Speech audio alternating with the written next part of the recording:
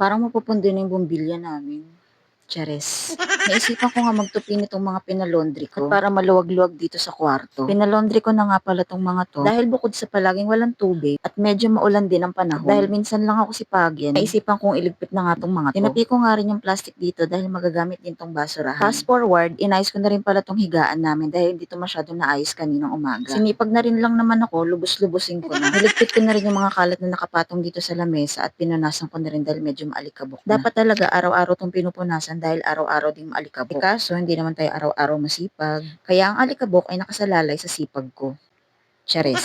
At pati rin dito sa lagayan ko ng mga pampaganda, ang dami ding mga nakapatong. Pagkatapos kong magligpit ay nagwalis na nga rin ako dito sa kwarto. Dahil hindi ko rin talaga bet na may natatapakan ako mga parang buhangin. Minsan na nga lang sipagin kaya dapat lubos-lubosin ko na. Dahil aabutin na naman yan siya ng 1 linggo bago maglinis. Charis. And yan muna for today.